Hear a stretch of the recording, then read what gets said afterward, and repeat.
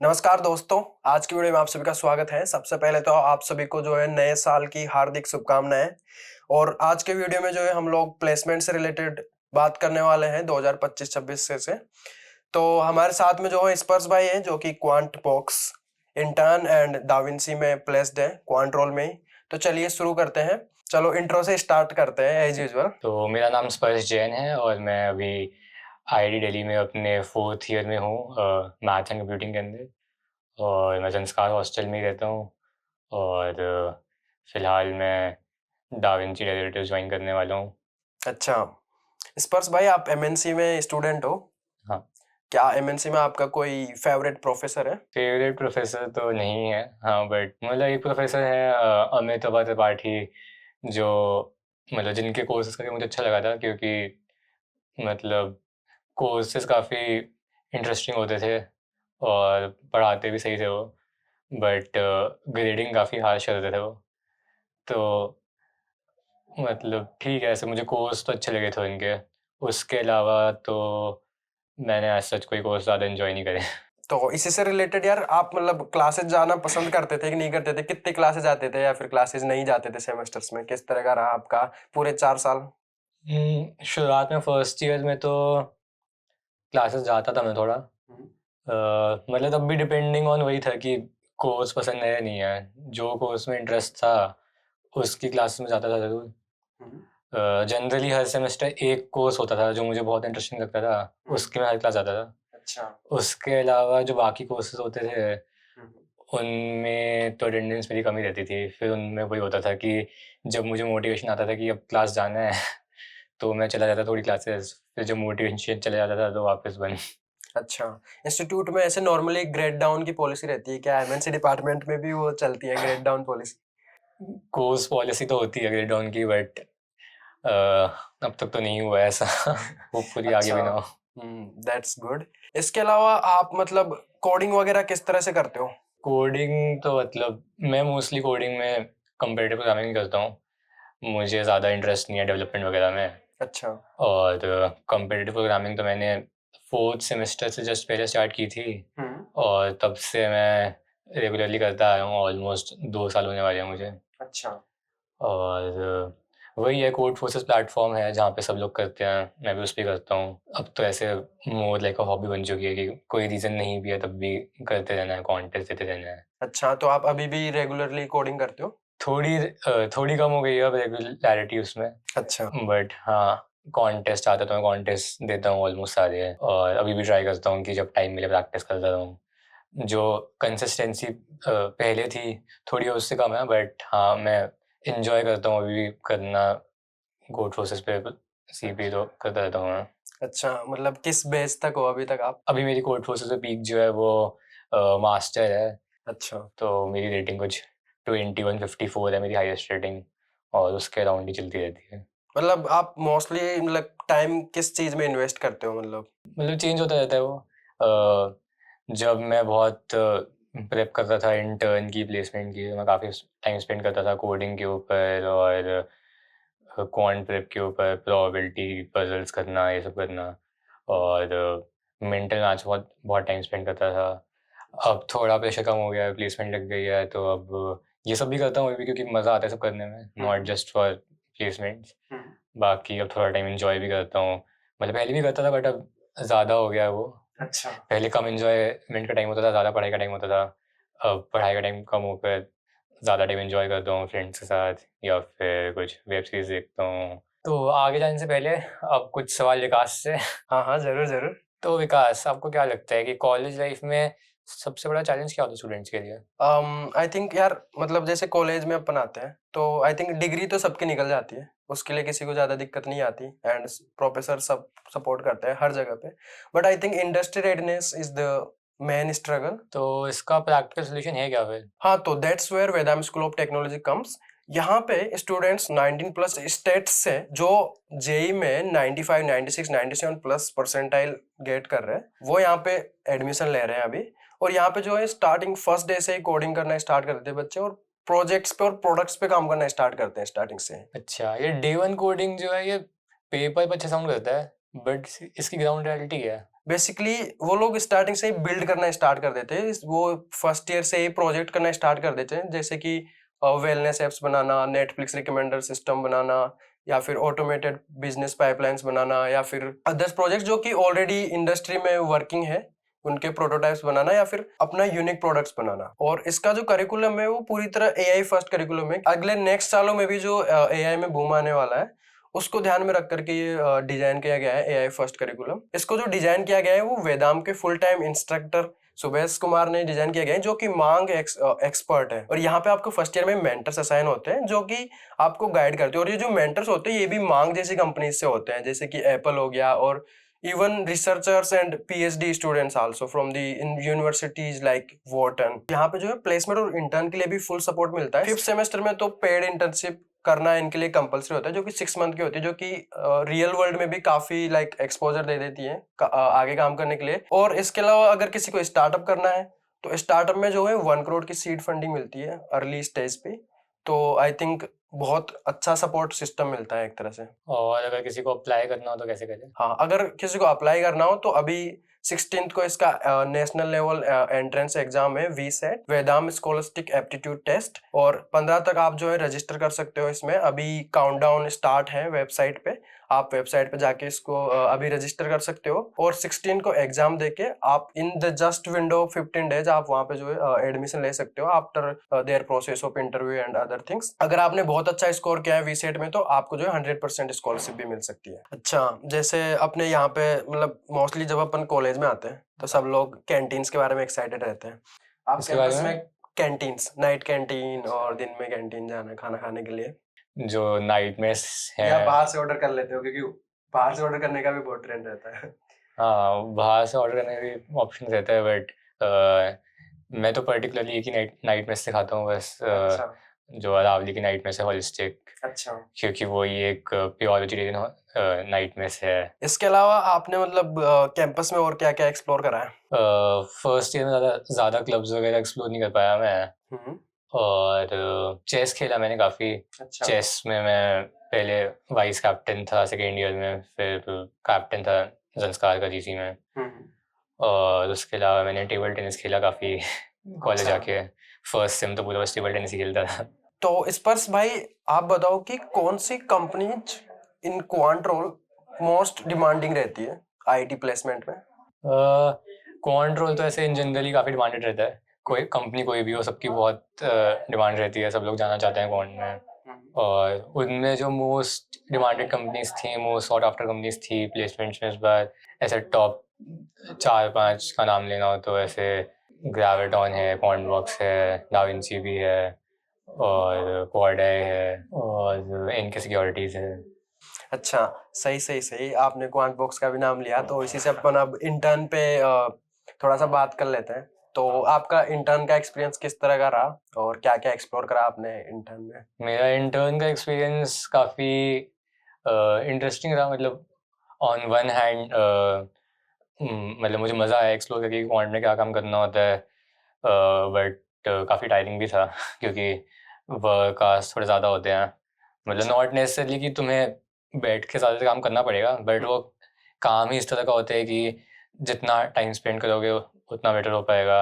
अच्छा, मतलब जैसे आप स्टार्टिंग में गए होंगे तो सब कुछ नया होगा, किस तरह से ट्रांजिशन हुए?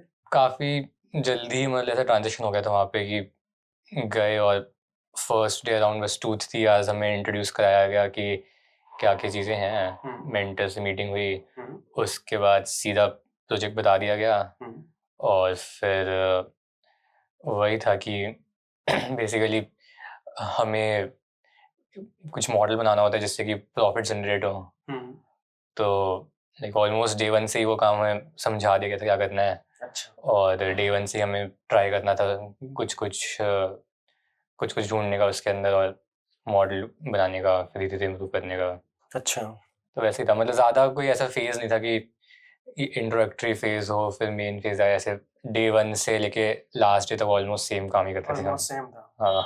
अच्छा, पर डे 1 पे तो मतलब काफी फिर मतलब मेहनत लगी होगी उसमें। एक्चुअली इनिशियली प्रेशर थोड़ा कम होता है अच्छा क्योंकि लग रहा होता है कि ठीक है अभी जस्ट स्टार्ट कर रहा है तो अंडरस्टैंडेबल है, कुछ इम्प्रूवमेंट नहीं हो पा रही तो कुछ नहीं हो पा रहा, तो जैसे टाइम बीतता है वैसे प्रेशर माउंट होने लगता है कि अरे 3 हफ्ते हो गए, 4 हफ्ते हो गए, बहुत कम प्रोग्रेस हुआ है। अच्छा। तो फिर तब ज़्यादा काम होता है, तब मतलब जैसे इवैल्यूएशन होता था हमारा, एक मिड टर्म इवैल्यूएशन, एक एंड टर्म इवैल्यूएशन। अच्छा। तो इवैल्यूएशन पीरियड से पहले बहुत ज़्यादा प्रेशर हो जाता है और फिर उस टाइम पर तो ऑफिस में 12-13 आवर्स स्पेंड करते थे हम लोग, अच्छा। उससे जस्ट पहले। तो मतलब वो इवैल्यूएशन पीपीओ के लिए करते थे? मतलब एक पर्पस तो वही है कि पीपीओ डिसाइड करने के लिए सबको इवैल्यूएट करना, और दूसरा ये कि जो हमने काम करा है उसमें हमें क्या ऐसी कोई फाइंडिंग्स मिली हैं जो कंपनी के एम्प्लॉय से काम आ सकती हैं, कि हमें जो प्रोजेक्ट मिला उसमें हमने कितना प्रोग्रेस करा। तो basically it's like a progress report, कि हमने फर्स्ट मंथ जो काम करा उसमें जो प्रोग्रेस हुआ वो हम समझाते हैं, अपना प्रोजेक्ट समझाते हैं सारे एम्प्लॉयज़ को। फिर सेकंड मंथ के एंड में वापस से जो हमने पूरा इंटर्न में काम करा वो समझाते हैं उनको, हमने क्या प्रोग्रेस करा, हमें क्या क्या, मतलब पूरा जो हमने काम करा उस पे आगे कोई काम करना चाहे अगर एम्प्लॉय, तो उसे पूरी ब्रीफिंग मिल जाए कि हमने क्या क्या करा है और क्या क्या उसमें आगे करना पॉसिबल है, वो सब। अच्छा, तो like was it a new work? मतलब ये हाँ, वैसा मोस्टली प्रोजेक्ट्स ऑनगोइंग प्रोजेक्ट नहीं था?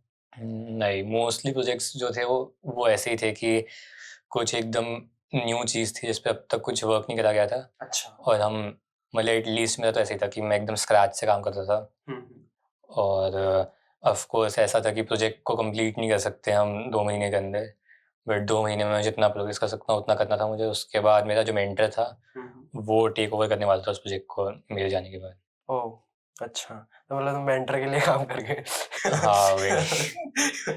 अच्छा, मतलब कितने लोग थे अपने आईआईटी दिल्ली से? आईआईटी दिल्ली से टोटल 3 इंटर्न थे और टोटल क्वांट बॉक्स में 7 इंटर्न्स थे क्वांट अच्छा, के। कितने को पीपीओ दिया? पीपीओ 7 में से सिर्फ 1 को मिला था हमारे में। अच्छा, और बाकी 4 लोग कौन से आईआईटी से थे? बाकी 4, 2 कानपुर से थे, 1 रुड़की से और 1 बॉम्बे से। तो मतलब ओवरऑल अगर अ, एक लाइन में अगर एक्सपीरियंस को कहना चाहोगे तो? New and interesting experience. तो मतलब बेसिकली तुम्हें क्या लगता है कि कुछ कम तुम्हारी तरफ से कुछ कमी रही कि मतलब प्रोजेक्ट अच्छा नहीं मिला या बैड लक था? मतलब वो एक ही को क्यों पीपीओ दिए, क्या लगता है आपको?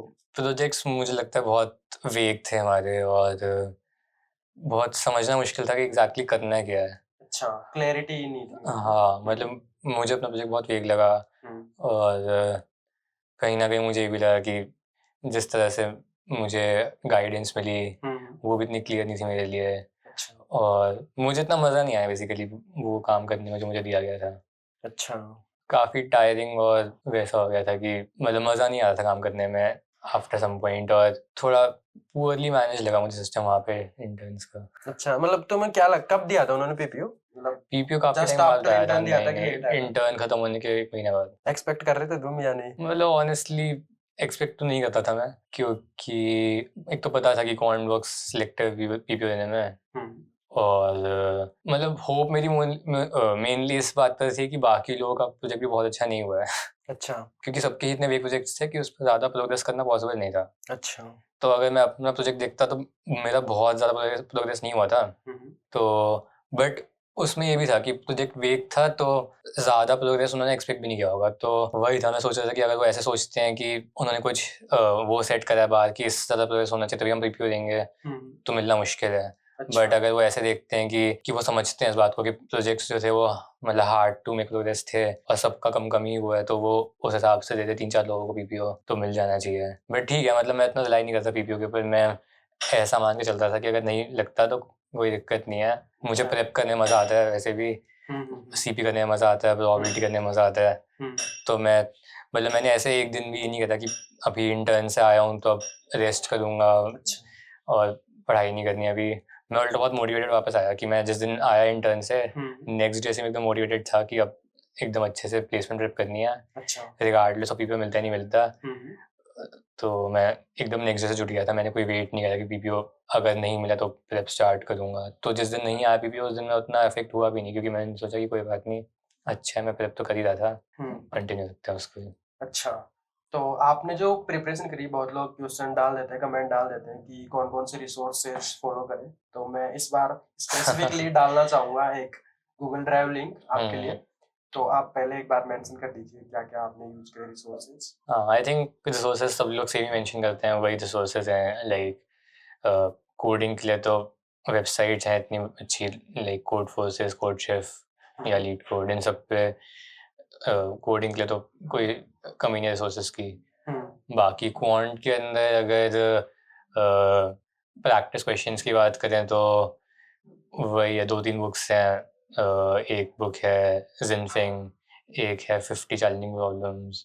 उसके अलावा एक नई बुक जो मुझे इंटर्न टाइम पे नहीं पता थी बट प्लेसमेंट टाइम पे मैंने करी, वो थी पीटर विंकलर। अच्छा। उसमें काफ़ी हार्ड प्रॉब्लम्स हैं। और उसके अलावा वेबसाइट्स हैं, ब्रेनस्टैटर है, पजल क्वांट है, क्वांट गाइड है। और एक और वेबसाइट जो मैंने बाद में डिस्कवर करी इंटर्न के, वो एक है गुरमीत पजल्स, वहाँ पे अच्छे पजल्स हैं। अच्छा। और उसके अलावा एक अच्छा यूट्यूब और इंस्टाग्राम चैनल भी है क्वांट प्रॉफ नाम से, उसके मैंने काफ़ी क्वेश्चंस करे और समहाउ उसके क्वेश्चंस काफ़ी आ जाते हैं ओएस और इंटरव्यूज में। चलिए, इस बार वाले जो प्लेसमेंट सीजन है और पिछली बार वाला जो प्लेसमेंट सीजन है उसमें मतलब स्पेसिफिकली क्वांट में तुमने देखा होगा, सीनियर्स में तुम उनसे जुड़े हुए भी होंगे, तो तुमने उस बार का प्लेसमेंट देखा होगा और इस बार का प्लेसमेंट देखा होगा कंपनीज, तो मतलब comparatively which one is better? I think last year का प्लेसमेंट सीजन बेटर था क्वांट के लिए, क्योंकि इस बार आई थिंक 3-4 क्वांट्स कम आई हैं। जैसे लास्ट टाइम एटलस रिसर्च आई थी, वो इस बार नहीं आई, जिसमें हमारे हॉस्टल के सीनियर थे मुझे आई, उनकी प्लेसमेंट लगी थी। इस बार वो कंपनी नहीं आई। और आईएमसी जो है, अच्छा IMC I think last year भी नहीं आई थी, इंटर्न में आई थी वो इस बार, बट प्लेसमेंट में नहीं आई। उसके अलावा वर्ल्ड क्वांट एक कंपनी है जो लास्ट ईयर आई थी, इस बार नहीं आई। अच्छा। तो 2-3 अच्छी कंपनीज तो हैं जो आती थी और इस बार नहीं आई। और DRW है, इंटर्न में आई थी वो, और लास्ट ईयर प्लेसमेंट में भी आई थी। अच्छा। लास्ट ईयर का मुझे नहीं पता, बट इस बार नहीं आई। अच्छा। तो थोड़ा तो मुझे फील हुआ कि इस बार कंपनीज कम आई क्वांट में। मतलब एटलीस्ट जो अच्छी क्वांट कंपनीज थी, जो Tier 1 क्वांट कंपनीज थी, थोड़ी कम आई। चलिए, अब प्लेसमेंट की साइड में चल लेते हैं अब हाँ। फाइनली। तो प्लेसमेंट का एक्सपीरियंस किस तरह का रहा आपका? आई थिंक मेरा प्लेसमेंट एक्सपीरियंस काफ़ी बेटर था इंटर्न एक्सपीरियंस से, क्योंकि अच्छा। जो प्लेसमेंट्स हैं ओएस थोड़े स्प्रेड आउट थे वो, रादर दैन कि एक हफ्ते के अंदर सारे ओएस हो जाएं और दिन में 4-5 ओएस हों। प्लेसमेंट्स में ऐसे over a period of 1 or 2 months spread out थे, तो प्रेशर काफ़ी कम फील हुआ। और आई थिंक एक्सपीरियंस काफ़ी अच्छा इसलिए भी रहा क्योंकि जब मेरी इंटर्न लगी तो मैंने प्रेप करना छोड़ा नहीं प्लेसमेंट्स के लिए। मतलब प्रेप क्या, मतलब मैं एंजॉय करता था बस कोडिंग करना और ये सब प्रैक्टिस करना, तो वो मैंने थ्रू आउट मेरे 3rd ईयर कंटिन्यू रखी। मतलब बहुत ज़्यादा नहीं करा, बट ऐसे इन टच रहा कॉन्टिन्यूसली, क्योंकि मुझे मेरे एक सीनियर ने रिकमेंड किया था कि ऐसा मत सोचना कि इंटर्न लग गई तो बस अब ख़त्म, PPO मिल जाएगा और प्लेसमेंट में बैठना नहीं पड़ेगा। तो हमेशा रेडी रहो कि प्लेसमेंट में बैठना पड़ सकता है even after a very good intern. वो मुझे सीनियर ने रिकमेंड किया था, वो आई थिंक मुझे बहुत काम आया। मैंने थ्रू आउट में 3rd ईयर कंटिन्यू रखा है सब। जैसे मैंने कहा, इंटर्न से वापस आती मैंने वापस प्लेसमेंट प्रेप स्टार्ट कर दी, तो इस बार मुझे काफ़ी बेटर प्रिपेयर्ड फील हुआ कंपेयर टू इंटर्न सीजन। तो काफ़ी स्मूथर गया मेरा प्लेसमेंट सीजन। अच्छा, जैसे ओए होते हैं क्वांट कंपनीज के, तो क्वेश्चंस में क्या कुछ पैटर्न्स बता सकते हो आप? पैटर्न कुछ नहीं होता है, वही है अच्छे से। जैसे डीएसए में काफी लोग पैटर्न बताते हैं। मुझे इस तरह के पैटर्न ढूंढना अच्छा नहीं लगता, क्योंकि मुझे लगता है कि इट्स बेटर कि तुम अच्छे से मतलब अच्छे से करो उस चीज़ को, rather than trying to find a shortcut. अच्छा। और मुझे लगता है कि क्वांट ऐसी फील्ड है भी नहीं जहाँ पर कोई शॉर्टकट लेके पहुँच सकता है। मतलब तुम्हें प्रॉपरली हर एक चीज़ करनी चाहिए, हर एक टॉपिक के हर सारे क्वेश्चंस करने चाहिए, और उस तरह का आई डोंट थिंक कुछ है कि ये चीज़ें कर लो और उससे 15 दिन में क्वांट पहुँच जाओ। इस तरह की फील्ड नहीं है वो। इस तरह की फील्ड है कि तुम्हें जेन्युइनली मैथ्स के लिए, प्रॉब्लम सॉल्विंग के लिए पैशनेट होना चाहिए, और तुम्हें एंजॉय करना आना चाहिए इस प्रोसेस को। और फिर अगर तुम एंजॉय करते हो इस प्रोसेस को, तुम through out your academic life problem solving के लिए इंटरेस्टेड रहे हो, मैथ्स में इंटरेस्टेड रहे हो, तो फिर ऐसे पैटर्न्स ढूंढने नहीं पड़ेंगे। अच्छा, इसके अलावा मतलब जैसे आपका Da Vinci like one of the best company, किस तरह का प्रोसेस रहा था? मतलब किस में शॉर्ट लिस्ट आई थी आपकी डे 1 में, और लाइक दाविंसी का कब इंटरव्यू था, किस तरह से स्लॉटिंग थी? मेरी शॉर्ट लिस्ट मोस्टली क्वांट्स में आई थी, क्योंकि मैंने अप्लाई मोस्टली क्वांट्स में किया था इस बार। अच्छा। सॉफ्टवेयर कंपनीज में अप्लाई किया था, बट क्वांट्स के वो पहले हो जाते हैं, तो उनकी शॉर्ट लिस्ट भी पहले आ जाती हैं। तो सॉफ्टवेयर की मुझे इतनी याद नहीं, बट क्वांट्स में ऐसा डाविंची में शॉर्ट लिस्ट थी मेरी, ग्राविटॉन में शॉर्ट लिस्ट थी, एब्यूलेंट में शॉर्ट लिस्ट थी, स्क्वायर पॉइंट में शॉर्ट लिस्ट थी, और इनके में शॉर्ट लिस्ट थी। अच्छा। तो मेनली मैं यही कंपनी टारगेट कर रहा था, और उनमें से इन सब में शॉर्ट लिस्ट थी मेरी। अच्छा। और डाविंची का इंटरव्यू Day 1 स्लॉट 1 पे ही था, और वही मेरा फर्स्ट इंटरव्यू था और उसमें मुझे ऑफर मिल गया था, तो मैंने बाकी दिए नहीं थे। गिवन योर प्रिपरेशन, किस तरह का टफनेस था इंटरव्यू का? आई थिंक दा विंची का स्पेसिफिकली काफ़ी डिफरेंट इंटरव्यू था। अच्छा। जो मेरी प्रिपरेशन थी हम्म, उसका 99% पार्ट यूज़ नहीं आया अच्छा। उस कंपनी के लिए, दा विंची के अच्छा। लिए, क्योंकि दा विंची का काफ़ी डिफरेंट स्टाइल है टेस्ट करने का। वो मतलब बेसिकली ग्रुप डिस्कशन लेते हैं, वो ऐसे अच्छा, GD लेते हैं। वन ऑन वन इंटरव्यू नहीं लेते हैं। अच्छा। और वो ऐसे क्लासिक ग्रुप डिस्कशन भी होता है जहाँ पे कोई टॉपिक दिया जाए उस पर बात करनी हो। It's a group discussion, but उसमें बेसिकली एक प्रॉब्लम दी जाती है और तुम्हें बहुत कम टाइम में उसका आंसर एस्टिमेट करना होता है। अच्छा। उस तरह का रहता है। तो उसमें मेनली जो स्किल काम आती है वो मतलब मुझे जो सबसे ज़्यादा स्किल काम आई वो काम आई मेंटल मैथ स्किल्स और फास्ट अप्रॉक्सीमेशन स्किल्स, वो अच्छा। सब ज़्यादा काम आया मुझे। और वो ऐसी चीज़ है जिसकी मैंने प्रेप उतनी इंटर्न टाइम पे नहीं की थी, बट आफ्टर मेरी इंटर्न लग गई थी मैं just for fun mental maths करा करता था। लाइक पिछले 1.5 ईयर्स से मैं, मुझे क्योंकि मज़ा आता है मेंटल मैथ्स करने में, इसलिए मैं करा करता था। तो बट वो काफ़ी काम आया मुझे इस प्रोसेस के अंदर। जो मैंने इतनी सीपी वगैरह करी, जो इतना प्रोबेबिलिटी पजल्स करा, हाँ। वो सब उतना काम नहीं आया। मतलब प्रोबेबिलिटी की अंडरस्टैंडिंग ऑब्वियसली काम आई, बट नॉट लाइक जितनी जितनी बुक्स करी, जितनी वेबसाइट्स करी, उसमें जितनी प्रॉब्लम्स करी, उस लेवल की प्रोबेबिलिटी भी रिक्वायर्ड नहीं लगी मुझे। अच्छा। लाइक ऑब्वियसली अंडरस्टैंडिंग ज़रूरी है प्रोबेबिलिटी एक्सपेक्टेशन वैल्यू की, but to a limited level भी उसमें काम चल जाता। जो चीज़ ज़्यादा मुझे वो लगी कि जो मेन फैक्टर था, डिफरेंशिएटिंग फैक्टर, वो मुझे वही लगा कि जल्दी से कर पाना ज़्यादा इम्पोर्टेंट था वहाँ पे। अच्छा। तो वही fast calculation skills, fast speed से आंसर निकालना, अप्रॉक्सीमेट करना, वो सब चीज़ें बहुत काम आई वहाँ पे। अच्छा, तो मेंटल मैथ्स के लिए उस टाइम पे जब आप फन के लिए करते थे तो क्या फॉलो करते थे? मैं ऐसे रैंडमली कुछ वेबसाइट्स थी, ज़ेटामैक है और क्वांट गाइड पर भी एक रहता है मेंटल मैथ्स का सेक्शन, जहाँ पे प्रैक्टिस करता था। और मतलब मैं कैजुअली करता था, बट फिर मेरा एक दोस्त था वो भी करने लग गया था, अच्छा। तो हम आपस में कम्पीट करते थे। और वो कॉम्पिटिशन के चक्कर में करता था मैं, तो बस मेरे दिमाग में ऐसा कुछ था नहीं कि प्लेसमेंट में काम आएगा कुछ या कुछ ऐसा है। मैं तो बस ऐसे आउट ऑफ कॉम्पिटिशन मज़ा आ रहा है करने में, ऐसे करता था। तो इन सब वेबसाइट्स को करता था और फिर धीरे-धीरे और वेबसाइट्स एक्सप्लोर करता गया। अभी रिसेंटली मैंने मैथमेटिक्स एक वेबसाइट डिस्कवर करी, मैं उस पे काफ़ी करने लग गया था। तो ऐसे बहुत सोर्सेज़ हैं करने के लिए। ऐसे अनएक्सपेक्टेडली मुझे काम आ गया वो। कितना रिलेवेंट लगता है तुम्हें जो एमएनसी का करिकुलम है? हालांकि अभी न्यू करिकुलम आ गया है, बट स्टिल जो था अभी वो कितना रिलेवेंट लगता था? एमएनसी का करिकुलम जो है उसमें बहुत सारे कोर्सेज हैं, बहुत डिफरेंट डिफरेंट टाइप के कोर्सेज हैं। काफ़ी कोर्सेज हैं जो ऐसे डायरेक्टली रिलेटेड हैं, जो मुझे मतलब क्वांट डेवलप करनी थी उसमें। जैसे प्रोबेबिलिटी पे कोर्स था, वो एकदम डायरेक्ट रिलेटेड है। एक कोर्स था डिस्क्रीट मैथ्स पे, वो एकदम डायरेक्टली रिलेटेड है। उसके अलावा जो कोर्सेज हैं उनमें एज सच कोई डायरेक्ट रिलेशन नहीं है। उनमें जो पढ़ाया जा रहा है थियोरेटिकली, वो सब कुछ काम नहीं आ रहा है इसमें। बट फिर भी मुझे लगता है कि वो सब काफ़ी यूज़फुल है। वो इसलिए क्योंकि जो एमएनसी में कोर्सेज हैं वो सब मैथ्स के कोर्सेज हैं। और जब भी कोई मैथ्स का कोर्स कर रहे हो तो it is a lot less about theory, it's more about problem solving skills. मतलब जो भी प्रॉब्लम्स आ रही हैं वो सॉल्व करने के लिए बस थ्योरी चेंज हो रही है। बाकी ऐसा नहीं है कि मतलब कोई फैक्ट्स मेमोराइज करने हो या ऐसा कुछ करना हो। हमेशा इनहेरेंटली कुछ ना कुछ एक्सप्रेशन मैनिपुलेशन या बेसिकली बहुत लॉजिकल चीज़ें होती हैं ना एमएनसी के हर कोर्स के अंदर। मैथ्स की कोई भी ब्रांच हो, कुछ भी कर रहे हो, उसके अंदर जो है मतलब बेसिकली क्वांट कंपनीज टेस्ट ये सब करती हैं ना, ब्रेन टीजर्स, पजल सॉल्विंग और ये सब चीज़ें। तो मुझे लगता है कि एमएनसी के सारे कोर्सेज जो हैं वो इस वे में बहुत हेल्पफुल हैं कि वो कहीं ना कहीं प्रॉब्लम सॉल्विंग डिमांड करते हैं। तो as you go through this 4 years of courses, तुम्हारी प्रॉब्लम सॉल्विंग स्किल कहीं ना कहीं यूज होती रहती है।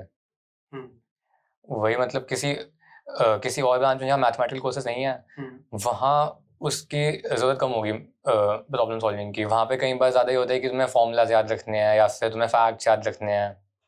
तो मुझे ये बात काफ़ी अच्छी लगती है एमएनसी के अंदर कि याद रखने की चीज़ें कम रहती हैं और अंडरस्टैंडिंग बेस्ड और सॉल्विंग बेस्ड ज़्यादा रहती हैं। तो वो चीज़ जो तुम गेन करते हो थ्रू योर कोर्सेज, वो कहीं ना कहीं काम आती है, नॉट डायरेक्टली बट इनडायरेक्टली काम आती है आई थिंक। अच्छा, जैसे अभी एआई बूम चल रहा है, तो like what do you think कि उधर भी ये चीज़ का कुछ है, मतलब कर रहे हैं लोग, मतलब उससे रिलेटेड भी क्वांट में कुछ उससे रिलेटेड भी करना होता है, या फिर बस इंस्टेंटली प्रॉब्लम सॉल्व करके मनी मेकिंग वाला सिस्टम मतलब रहता है बस? क्वांट्स में भी काफ़ी स्ट्रैटेजीज एमएल बेस्ड होती हैं, अच्छा। तो मशीन लर्निंग काफ़ी इंपॉर्टेंट पार्ट है। और वो तो ऑलरेडी ऐसी चीज़ें ऑलरेडी यूज़ होती आ रही है क्वांट में, एमएल काफ़ी ऐसी चीज़ है, मतलब कुछ नया नहीं है एमएल क्वांट्स के लिए। अच्छा। और एआई की पॉपुलैरिटी बढ़ते बढ़ते किस वे में शेप होगा वो तो पता नहीं, बट इतना है कि एआई एमएल वगैरह जो है उसमें मैथ्स काफ़ी इंपॉर्टेंट रोल प्ले करती है, तो आई एम श्योर कि जो एमएनसी का करिकुलम है वो काफ़ी हेल्पफुल तो होगा। अच्छा, मतलब जैसे एआई जैसे इस फील्ड में जैसे क्वांट रोल है, डू यू थिंक कि इसका कुछ कुछ भी मतलब इम्पैक्ट है? मतलब जैसे जॉब्स है ना, क्वांट जॉब्स हैं, कैन इट अफेक्ट दो जॉब्स लाइक रिड्यूस और increase whatever? In the long run तो ऑफ कोर्स हो सकता है कि वो कम करे, जॉब्स को नेगेटिवली अफेक्ट करे, बट एज ऑफ नाउ तो आई थिंक नहीं कर रहा है। But in the long run हमेशा पॉसिबिलिटी होती है कि एआई रिप्लेस करे इंसानों को। बहुत चीज़ होती है जिनमें हम सोचते हैं कि एआई कभी इंसानों को इसमें रिप्लेस नहीं कर सकता, और फिर एआई कर देता है रिप्लेस। बट फिर भी मुझे लगता है कि क्वांट एक ऐसी फील्ड है जहाँ पे एआई को रिप्लेस करने में शायद ज़्यादा टाइम लगे compare to something like software engineering, क्योंकि क्वांट ऐसी फील्ड है जहाँ पे ऐसे ज़्यादा ब्रेन एप्लीकेशन की ज़रूरत पड़ती है, ज़्यादा डिसीजन मेकिंग की ज़रूरत पड़ती है, rather than a fix set of rules जो मैं बार बार फॉलो करने हो। तो उस वे में मैं होप करता हूँ कि एआई को क्वांट जॉब्स खाने में ज़्यादा टाइम लगे। अच्छा। एक दिन तो शायद कर दे, हू नोज़।